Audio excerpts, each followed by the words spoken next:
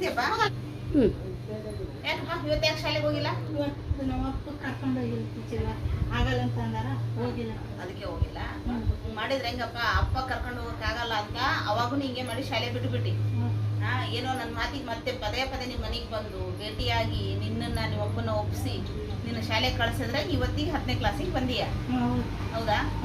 ಶಾಲೆ ಹುಷಾರಿದೆಯಾ ಅಂತ ಗೊತ್ತು. ನೀನು ಡ್ರಾಯಿಂಗ್ ಭಾಳ ಚೆನ್ನಾಗಿ ಮಾಡ್ತೀಯಾ ಅಂತ ಹೇಳಿ ಗೊತ್ತು.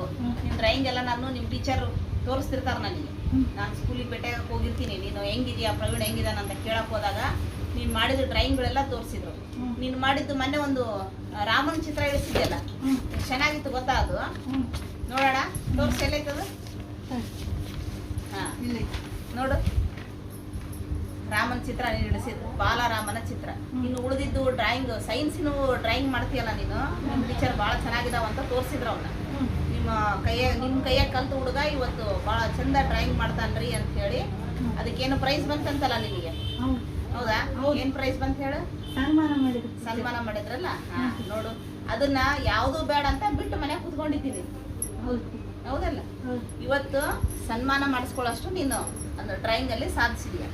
ಇನ್ನು ಈಗ SSLC ಪಾಸ್ ಆಗು. ಪಾಸ್ ಆದ ನಂತರ ಡ್ರಾಯಿಂಗನ್ನೇ ಒಂದು ಕೋಚಿಂಗ್ ತಗೊಳಂತೆ. ಹೌದಾ? ಅವತ್ತು ಹೆಂಗೆ ನನ್ನ ಮಾತಿಗೆ ಬೆಲೆ ಕೊಟ್ಟು ಶಾಲೆಗೆ ಹೋಗಕ್ಕೆ ಶುರು ಮಾಡಿದ್ಯಾ, ಅದೇ ಥರ ಮತ್ತೆ ಈಗ ಅದೇ ನನ್ನ ಮಾತಿಗೆ ಬೆಲೆ ಕೊಟ್ಟು ನಿಮ್ಮ ಟೀಚರ್ ಕೂಡ ಹೇಳ್ತಾರ, ಹೈಸ್ಕೂಲ್ ಟೀಚರ್, ಡ್ರಾಯಿಂಗ್ ಕೋಚಿಂಗಿಗೆ ಹೋಗ್ಬೇಕು. ಹೋಗ್ತೀಯಾ? ತಪ್ಪಿಸ್ಬಾರ್ದು. ಈಗ ಶಾಲೆ ಹೆಂಗೆ ಒಂದು ದಿನ ಓದೆ ಒಂದು ದಿನ ಬಿಟ್ಟೆ ಅನ್ನಂಗೆ ಮಾಡಬೇಡ. ಅಪ್ಪನಿಗೆ ತ್ರಾಸ ಆಗಬಾರ್ದು ಅಂತಂದರೆ ನೀನು ಡ್ರಾಯಿಂಗ್ ಕೋಚಿಂಗಿಗೆ ಹೋಗ್ಬೇಕು. ಹೋಗಿ ಚೆನ್ನಾಗಿ ಕಲ್ತ್ಕೊಂಡು ಡ್ರಾಯಿಂಗಲ್ಲೇ ಒಂದು ಸಾಧನೆ ಮಾಡ್ಬೋದು. ನೋಡು, ಇದನ್ನು ಒಬ್ಬ ದೊಡ್ಡ ಡ್ರಾಯಿಂಗ್ ಎಕ್ಸ್ಪರ್ಟ್ ಕೂಡ ಮಾಡೋಕ್ಕಾಗಲ್ಲ, ಅಷ್ಟು ಚೆನ್ನಾಗಿ ಮಾಡಿದೀಯ. ಕಣ್ಣು, ಮೂರ್ತಿ ಮುಖದಲ್ಲಿರ್ತಕ್ಕಂಥ ನಗು ಎಷ್ಟು ಚೆನ್ನಾಗಿ ಬಂದಿದೆ. ಇದೇ ಥರ ನಿನ್ನ ಡ್ರಾಯಿಂಗ್ಗಳೆಲ್ಲ ಮಾಡ್ಕೊತಿರ್ಬೇಕು. ಮತ್ತೆ ಪ್ರತಿನಿತ್ಯ ಶಾಲೆಗೆ ಹೋಗ್ಬೇಕು. ಕರ್ಕೊಂಡು ಹೋಗಿದ್ದೀರಾ ಮೆಡಿಕಲ್ ಕ್ಯಾಂಪಿಗೆಲ್ಲ? ಹಾಂ. ಮೊದಲು ನಮ್ಮ ಶಾಲೆಯಲ್ಲಿದ್ದಲ್ಲಂತೂ ಮೆಡಿಕಲ್ ಕ್ಯಾಂಪಿಗೆ ಕರ್ಕೊಂಡು ಹೋಗ್ತಾ ಇದ್ರಿ ನೀವು. ಈಗ ಕರ್ಕೊಂಡು ಹೋಗ್ಬೇಕು. ಆದ್ರೆ ಕಾಲಿಂದೇ ಒಂದು ಸಮಸ್ಯೆ, ಕಾಲು ಸಮಸ್ಯೆ, ಎತ್ತಕ್ಕಾಗಲ್ಲ. ಮತ್ತು ಕಾಲಲ್ಲಿ ಸೊಂಟದಲ್ಲಿ ಶಕ್ತಿ ಇಲ್ಲ, ಅವನ ಸಮಸ್ಯೆನೇ ಅದು. ನಾವು ಮತ್ತೆ ನಿಮಗೆ ಹೇಳಿದ್ವಿ ಕೊಪ್ಪಳಕ್ಕೆ ತೋರಿಸ್ರಿ, ಧಾರವಾಡಕ್ಕೆ ತೋರಿಸ್ರಿ ಅಂತ ಹೇಳಿ. ತೋರಿಸಿದ್ರಾ? ಕೊಪ್ಪಳದಾಗಂದೇ ತೋರಿಸಿದ್ರಿ. ಧಾರವಾಡಕ್ಕೆ ಅನುಕೂಲ ಆಗಲ್ಲ ನಮಗೆ, ಅಷ್ಟು ದೂರ ಇಬ್ಬರನ್ನ ಕರ್ಕೊಂಡು ಹೋಗೋದಾಗಲ್ಲ ಅಂತೇಳಿ ಇದು ಮಾಡಿದ್ವಿ. ಕೊಪ್ಪಳದಾಗ ಬಸವೇಶ್ವರ ಮಠದಾಗ ನಾವು ಚಿಕಿತ್ಸೆ ಇದು ಮಾಡಿ ಕೊಡಿಸಿದ್ರಿ. ಅವಾಗಿಂದ ಸ್ವಲ್ಪ ಆದ್ರೂ ಸುಧಾರಣೆ ಆಗಿದಾನ? ಸುಧಾರಣೆ ಆಗ್ಯಾನ. ಏನು ಸ್ವಲ್ಪ ಎದ್ದೊಳಗಂದೇ ಕಲ್ತ್ಬಿಟ್ರೆ ನಮ್ದು ಇದನ್ನ ಇಲ್ಲ, ಅವನು ಮನಸ್ಸು ಮಾಡಿದ್ರೆ ಮಾಡ್ತಾನೆ, ಗೆಲ್ತಾನೆ. ಅವನು ಮನಸ್ಸು ಮಾಡ್ತಾ ಇಲ್ಲ. ಏನಪ್ಪ ಪ್ರವೀಣ, ಮನಸ್ಸು ಮಾಡ್ಬೇಕಲ್ಲ? ಹಾಂ, ಪ್ರತಿ ಸಲನೂ ಪ್ರತಿದಿನನೂ ಅಪ್ಪ ಅಮ್ಮನ ಮೇಲೆ ಡಿಪೆಂಡ್ ಆಗಬಾರ್ದು. ಹೌದಲ್ಲ? ಹಾಂ, ಅವಾಗೆಲ್ಲ ಬರ್ತಿದ್ವಪ್ಪ ಶಾಲೆಗೆ, ನೀನು ಬಂದರೆ ಹೇಳ್ಕೊಡೋದು, ಇಲ್ಲಾಂದ್ರೆ ಮನೆಗೆ ಬಂದು ಕೂಡ ನಾವು ನಿನಗೆ ಪಾಠ ಕಲಿಸ್ಕೊಟ್ಟು ಹೋಗಿದ್ವಿ. ಹೌದಾ? ಇವತ್ತಿನ ಮಟ್ಟಿಗೆ ನೀನು ಪಾಠ ಓದ್ತಿದ್ಯಾ ಬರೀತಿದ್ಯಾ ಅಂದರೆ ನಿನ್ನ ಶ್ರಮ ಇಲ್ಲದೆ ನಾವು ಏನೂ ಮಾಡೋಕ್ಕಾಗಲ್ಲ. ಹೌದಲ್ಲ? ಹಾಗೆ ಮತ್ತೆ ಎದ್ದಾಳಕ್ಕೆ ಯಾಕೆ ಶ್ರಮ ಪಡಬಾರ್ದು? ಕಷ್ಟ ಆಗತ್ತಲ್ಲ, ಕಷ್ಟ ಕೊಡಬೇಕು ದೇಹಕ್ಕೆ. ಡಾಕ್ಟ್ರ್ ಹೇಳಿದಾರಲ್ಲ, ನೀನು ಎಫರ್ಟ್ ಹಾಕ್ತು, ನೀನು ಎದ್ದು ನಿಲ್ತೀಯ ಅಂತ ಹೇಳಿ ಹೇಳಿದಾರ. ಮತ್ತೆ ನಾವೆಲ್ಲ ಅಷ್ಟು ಹೇಳಿದ್ರು ಕೂಡ ನೀನು ಎಫರ್ಟ್ ಆಗ್ತಿಲ್ಲ. ಪ್ರತಿ ಸಲ ನಾವೇ ಹೇಳೋಕ್ಕಾಗಲ್ಲ. ಆಯಿತು, ಭಾಳ ಸಂತೋಷ. ಇಷ್ಟರ ಮಟ್ಟಿಗೆ ನೀನು SSLC ತನಕ ಓದೋಕ್ಕೆ ಮುಂದೆ ಬಂದಿದ್ದೀಯಾ. ಇನ್ನು ಮುಂದೆ ಕೂಡ ಚೆನ್ನಾಗಿ ಓದು. SSLCಯಲ್ಲಿ ಒಳ್ಳೆಯ ಪರ್ಸೆಂಟೇಜ್ ತಗೊಂಡು ನೀನು ಮುಂದೆ ಬರಬೇಕು. ನಿಮ್ಮ ಅಪ್ಪ ಅಮ್ಮನಿಗೆ ಕೀರ್ತಿ ತರಬೇಕು. ನಿನಗೆ ಆಸಕ್ತಿ ಇರೋದು ಕ್ಷೇತ್ರ ಯಾವುದು?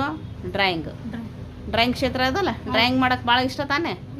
ಹಾಂ, ಮತ್ತು ಅದನ್ನು ಕರೆಕ್ಟಾಗಿ ಫಾಲೋ ಮಾಡು.